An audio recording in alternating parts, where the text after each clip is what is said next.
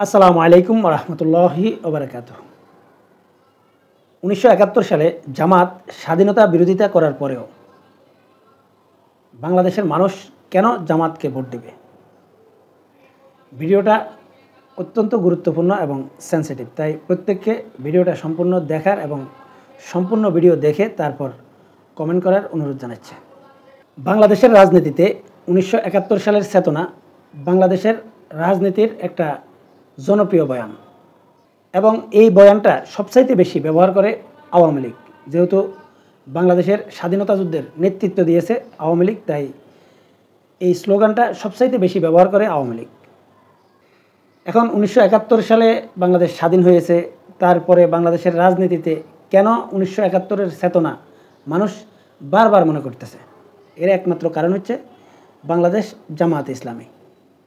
এই দলটা রাজনীতিতে যথেষ্ট শক্তিশালী হচ্ছে দিন দিন, আর এই কারণে এই 1971-এর যে চেতনাটা এটা বারবার মানুষের সামনে আওয়ামী লীগ উপস্থাপন করেছে। বর্তমানে যেহেতু আওয়ামী লীগ মাঠে নেই, তাই এই দায়িত্বটা এখন বিএনপি কাঁধে তুলে নিয়েছে।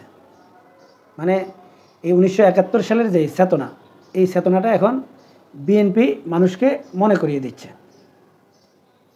এখন প্রশ্ন হচ্ছে, 1971 সালে জামাত স্বাধীনতা বিরোধিতা করার পরেও জামাতকে মানুষ কেন ভোট দেবে, বা জামাত কেন তারপরেও জনপ্রিয় হচ্ছে?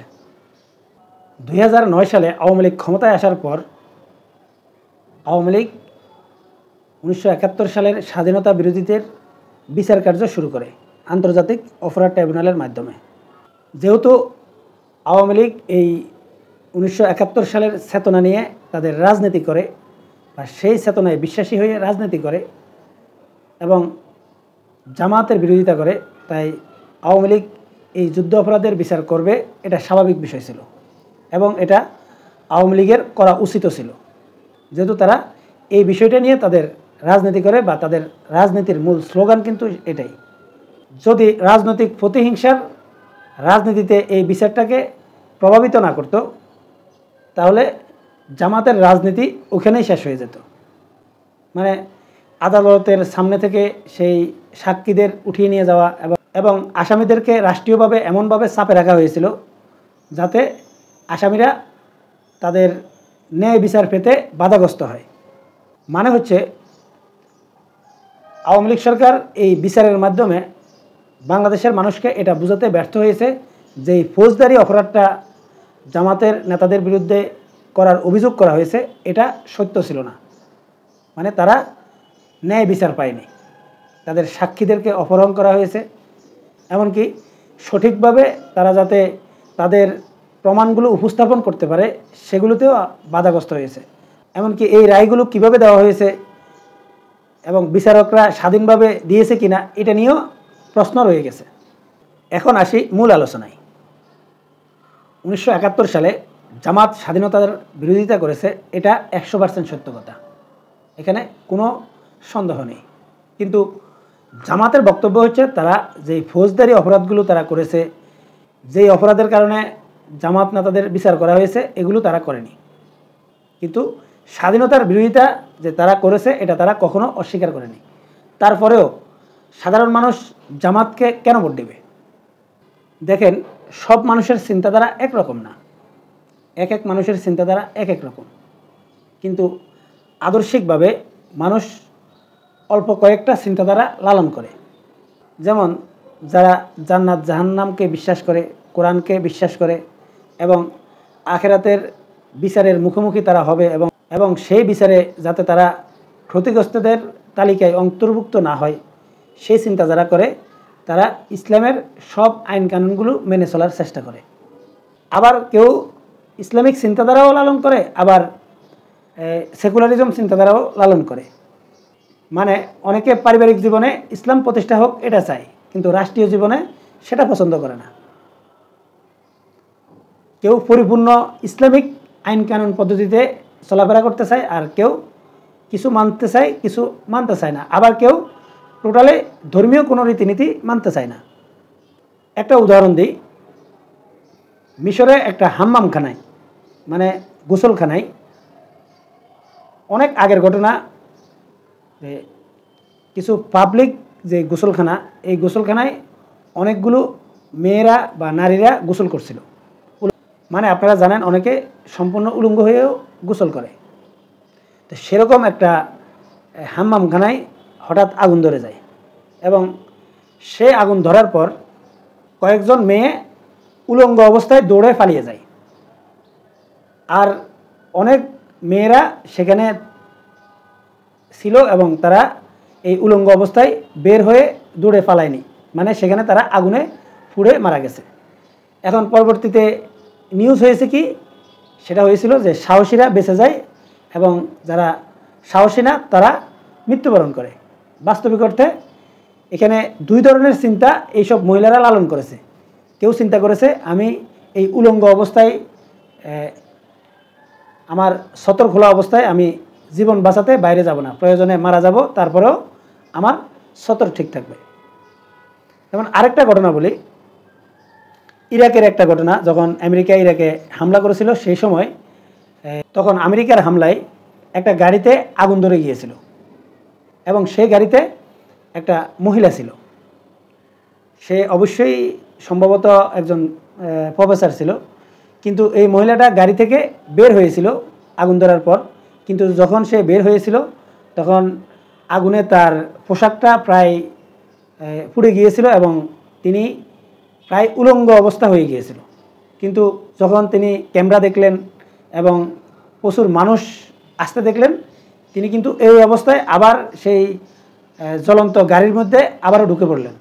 মানে এই মহিলাটা উলঙ্গ অবস্থায় মানুষের সামনে যেতে চায়নি, বা যেহেতু এই মহিলাটা ক্যামেরা দেখেছিল সে জানতো যে তার এই উলঙ্গ শরীর পুরো বিশ্বের মানুষ দেখবে, অতএব সে তার এই উলঙ্গ শরীরটা দেখাতে চায়নি। তাই সে জ্বলন্ত গাড়িতে আবারও মৃত্যুর দিকে এগিয়ে গিয়েছিল। এখন যদি সে বের হয়ে যেত উলঙ্গ অবস্থায়, তাকে সাহসী নারী বলা হতো, হয়তো তাকে বাহবা দেওয়া হতো। এখন আপনি এটাকে কি মনে করবেন, সে কি জ্ঞানী নাকি জ্ঞানী না, এটা কিন্তু আপনি বিচার করতে পারবেন না। কারণ এখানে হিসাব করা হচ্ছে যে সে যদি মনে করে থাকে যে আমার মৃত্যুর চাইতে আমার উলঙ্গ অবস্থায় পুরো বিশ্ববাসীকে আমার দেহ দেখিয়ে বেঁচে থাকা জরুরি না, সে আখেরাতের চিন্তা করেছে। আরেকজন যে মনে করছে আখেরাতের বিষয় পরে, আগে এখন নিজে বাঁচি, আগে আমাকে বাঁচতে হবে। আবার অনেক মহিলাদেরকে দেখবেন তারা এমনিতেই উলঙ্গ হয়ে হাঁটে, বা অনেক রকম উলঙ্গ বা বেহায়াপনা মুভি বা ছবি আপনারা দেখবেন যারা টাকার জন্য নিজেরাই এগুলো করছে। এখন আপনাদেরকে চিন্তা করতে হবে যে মানুষের মাইন্ড সেট আপ, কে কোনটা চিন্তা করে। এখন 1971 সালের পর জামাতের যে নেতারাদেরকে ফাঁসিতে ঝুলানো হয়েছিল, তাদের চারিত্রিক বৈশিষ্ট্য এবং তাদের কর্ম বাংলাদেশের মানুষের কাছে অনেকটাই প্রশংসিত হচ্ছে। আবার 1971 সালে এরকম অনেক ব্যক্তি রয়েছে যারা স্বাধীনতার পক্ষে ছিল, স্বাধীনতা যুদ্ধের নেতৃত্ব দিয়েছিল, কিন্তু স্বাধীনতার পরবর্তী সময়ে তাদের চরিত্র বা তাদের কর্ম মানুষকে বিরক্ত করেছে। একটা কথা বলি, এই যে সম্প্রতি আপনারা দেখেছেন যে ইরান এবং ইসরায়েল এবং আমেরিকা যে যুদ্ধটা শুরু হয়েছে, এই যুদ্ধ শুরু হওয়ার পর যখন সবাই মনে করছিল যে ইরান আমেরিকা বা ইসরায়েলের সাথে যুদ্ধ করে পারবে না, বা পারার কথাও না যদি আল্লাহ তাআলা সাহায্য না করে, কিন্তু খামেনি কি বক্তব্যটা দিয়েছে যে ইরান আমাদের কাছে মূল্যবান না, বা ইরান আমাদের জন্য বড় কিছু না, আমাদের জন্য সবচাইতে বড় কিছু হচ্ছে আমাদের ইমান নিয়ে মৃত্যুবরণ করা।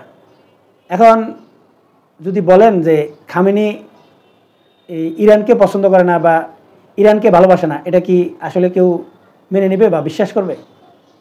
যারা আখিরাতকে বিশ্বাস করে এবং আল্লাহ তাআলার আযাবকে বিশ্বাস করে, শাস্তিকে বিশ্বাস করে পরিপূর্ণভাবে, তাদের কাছে এই বাংলাদেশ তাদের কাছে মুখ্য বিষয় হবে না।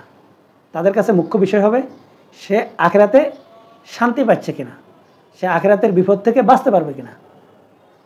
এবং ইসলামিক নলেজ যদি আপনার থাকে তাহলে আপনাকে এটা বিশ্বাস করতে হবে যে আপনার মৃত্যু কোথায় হলো, জন্ম কোথায় হলো, এটা গুরুত্বপূর্ণ বিষয় না। গুরুত্বপূর্ণ বিষয় হচ্ছে আল্লাহর আইন আপনি সঠিকভাবে মেনে মৃত্যুবরণ করতে পেরেছেন কিনা এবং আল্লাহর শাস্তি থেকে বাঁচার কাজগুলো করে এসেছেন কিনা। এখন আমি আপনাদেরকে যেটা বোঝাতে চেয়েছি সেটা হচ্ছে আমাদের এই সমাজে 3টা মতাদর্শ রয়েছে, বা আমার এই বক্তব্যকে আমি 3টা মতাদর্শে ভাগ করেছি। একটা হচ্ছে দেশপ্রেম। দেশপ্রেম অবশ্যই প্রত্যেকটা নাগরিকের থাকা উচিত, এটা থাকবে। কিন্তু একজন মুসলমান দেশপ্রেমের সাথে সাথে সে আল্লাহর আইন বা আল্লাহকেও বেশি প্রাধান্য দেবে এই দেশের চাইতে। আবার যারা এই কোনো ধর্মই বিশ্বাস করে না, তাদের কাছে দেশপ্রেম কি, আল্লাহর প্রেম কি, আর অন্য কোনো প্রেম কি। কিন্তু মূল বাস্তবতা হচ্ছে যারা জামাত ইসলামীকে ভোট দেয় বা যারা মনে করেন যে জামাতকে মানুষ কেন ভোট দেবে, শুধুমাত্র জামাত ইসলামীকে মানুষ এই কারণেই ভোট দেবে। আশা করছি আমি আপনাদেরকে কি বোঝাতে চেয়েছি বুঝতে পেরেছেন। যদি আমার এই বক্তব্যে কোনো ভুল থাকে আমাকে ক্ষমা সুন্দর দৃষ্টিতে দেখবেন এবং ভুলটা ধরিয়ে দেওয়ার চেষ্টা করবেন। আমি অবশ্যই সংশোধন হওয়ার চেষ্টা করব ইনশাআল্লাহ। জাযাকাল্লাহু খাইরান।